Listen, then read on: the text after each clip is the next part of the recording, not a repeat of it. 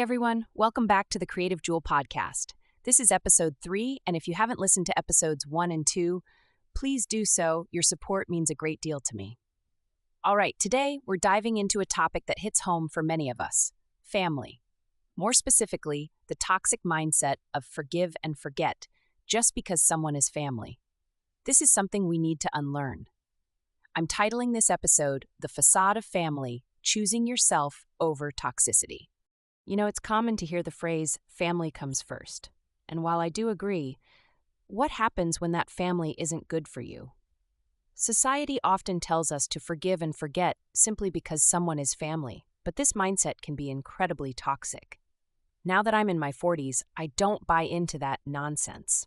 Just because a person shares your bloodline doesn't automatically give them a free pass to treat you like the dirt beneath their feet.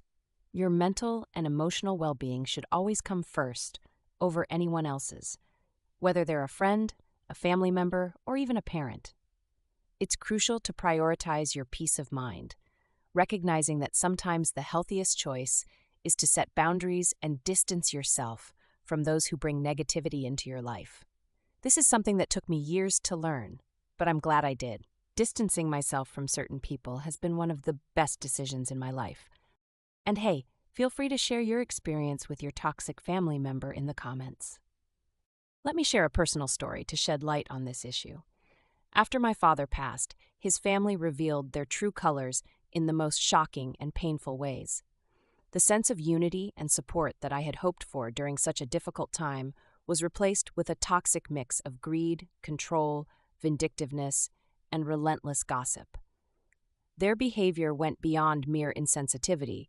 It became a calculated effort to manipulate and dominate the situation for their benefit. They wove intricate and completely false narratives, attempting to undermine my character and intentions, all because they couldn't stand the idea of not having control over me or access to my father's money, which he had rightfully left to my sister and me.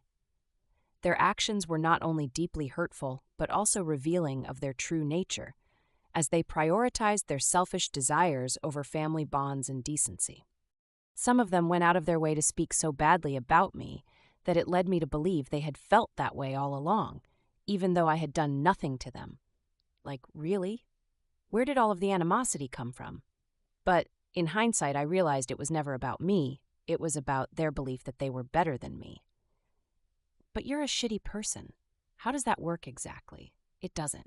Honestly, it wasn't a complete shock because I had seen them behave similarly toward other family members in the past, and from what I'm hearing, it hasn't stopped. I've been there for the trash talk behind the other family members' back. How could I expect to be treated differently? That family has imploded. I laugh about it now, though. Not about the family imploding, but about people who love to speak behind your back, but have nothing to say to your face. They want to act as though nothing happened. And yes, I could have said something when it got back to me, but why? If a person doesn't have the balls to come speak to me, then why should I care what was said? Your opinion of me is irrelevant. Always have been and always will be. And the one who did confront me, I ignored him because, number 1, you won't speak to me like that. And 2, where were you my entire life? We never spoke outside of family functions. And now that money is involved, you have so much to say. This person didn't even have my phone number to call me. He had to message me on an old Facebook account I didn't even use anymore. That should tell you something. They tried every way they could to gain control. First, they took over writing the obituary. They had gone as far as wanting to leave out my stepmother. She is my sister's mom. Why would I agree to that? Then when that didn't work, they tried to put doubt in my mind about them, saying they probably would try to keep my dad's insurance money away from me. What they didn't know was that not only did my sister and I talk amongst ourselves, but one of my cousins talked to me too. She told me to follow my own mind and what my dad told me to do. And so I did. Their attempt for control didn't stop there. They insisted on being on the phone when my sister and I talked to the funeral director. We refused. They didn't like that. So, the first strike was when they went behind our backs and told our dad's landlord that we, meaning my sister and I, were going to pay for next month's rent without ever discussing it with us. Our dad passed at the end of the month, giving us only 4 or 5 days to get his stuff out. And for you to just have the audacity to go behind our backs to talk to the landlord showed their lack of respect. I don't associate with people who don't respect me. I will say that for people who say their only intention was to help, everything they tried to orchestrate without us knowing only made it more difficult for us to do what needed to be done for our father. And isn't that what it is supposed to be about? Honoring him. So, anyway, my sister and I made sure that the family members who truly supported us came and helped us get everything out before the first of the month. To this day, I am so grateful for their help. My dad's family only wanted more time so they could rummage through his belongings and see what they could take. One time, my cousin popped by after my sister and I had been packing his things away.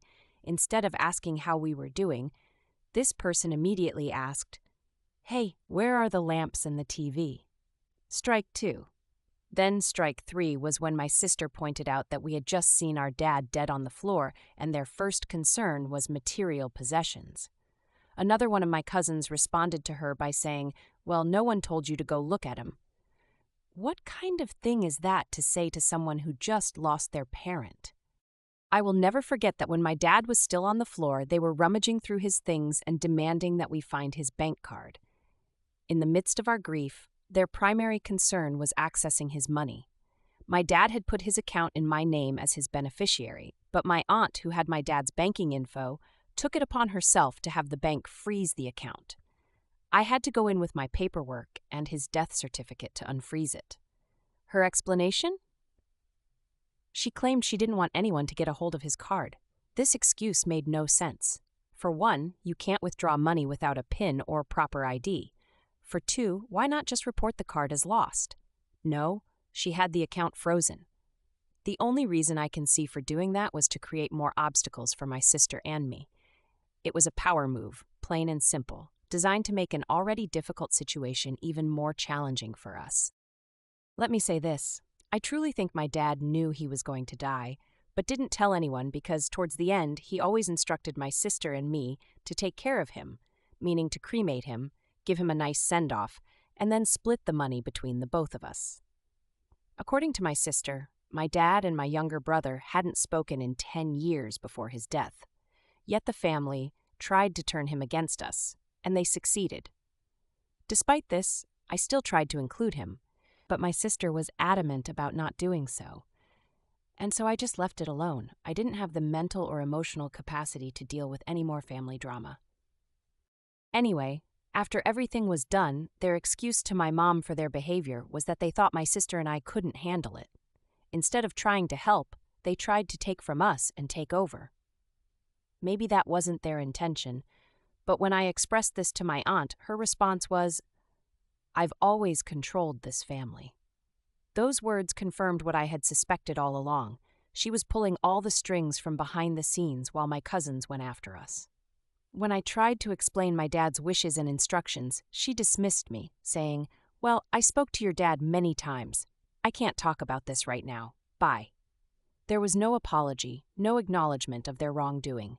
It was clear she believed she had the right to override my father's final wishes and our decisions. Her attitude and actions during such a difficult time were not only disrespectful, but also deeply hurtful. It was a stark reminder of their true nature and priorities. Now, almost 4 years later, my aunt has reached out, hoping to rekindle a relationship with me. It seems the people she once rallied with have moved on without her, leaving her in a position where she's seeking to reconnect. I have spoken to her, but the relationship will never be the same. The wounds from the past are deep, but I've since fully healed. As for the rest of the family, I don't know if I'll ever speak to them again. Only time will tell if reconciliation is possible. For now, I'm in no rush to amend things.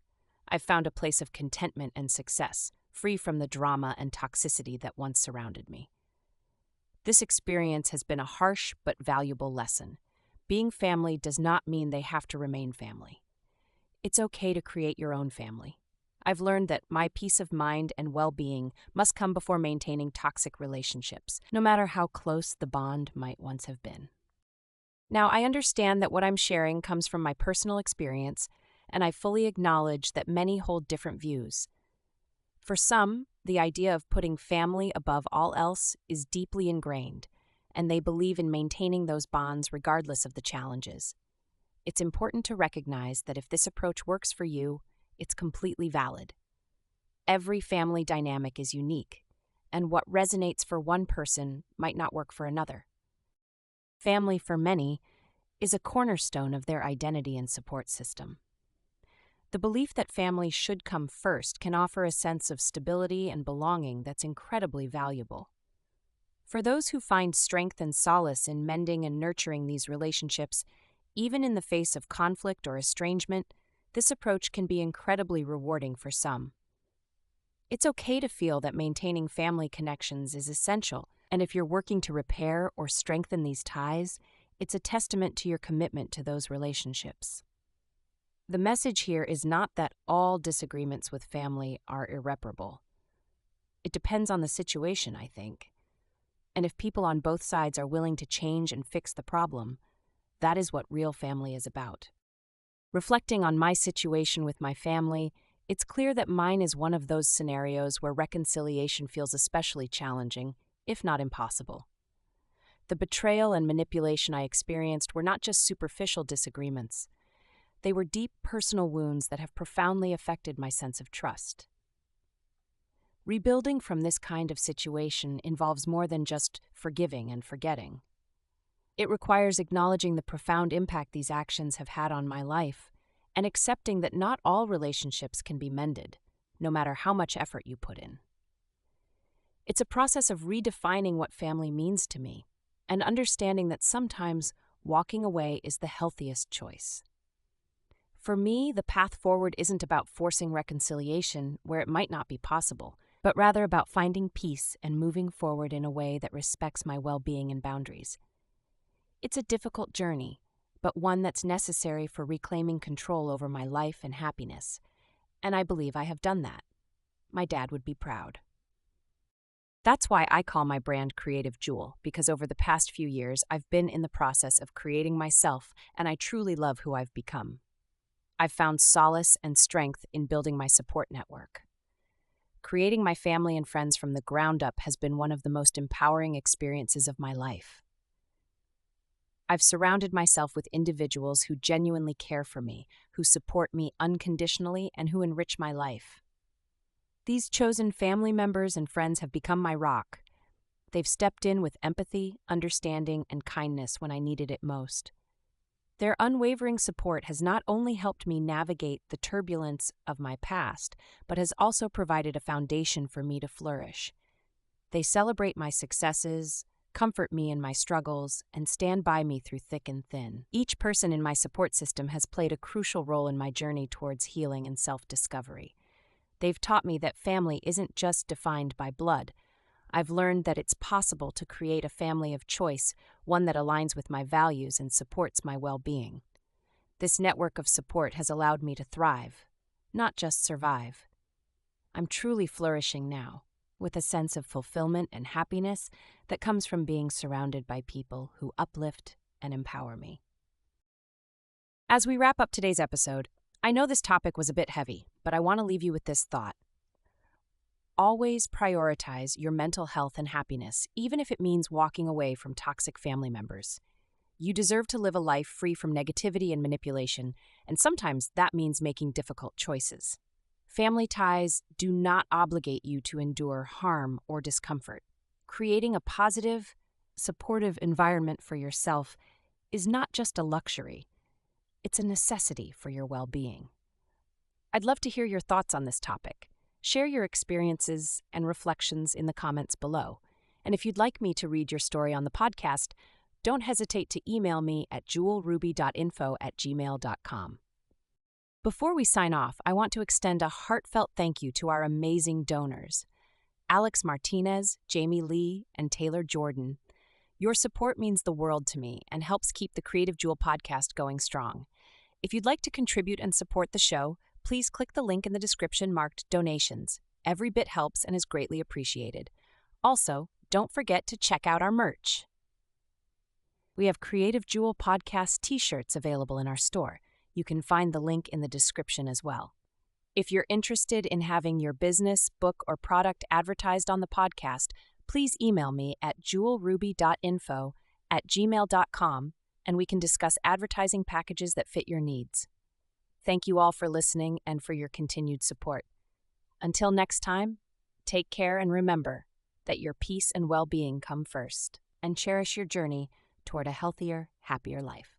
Thank you for tuning in to the Creative Jewel Podcast.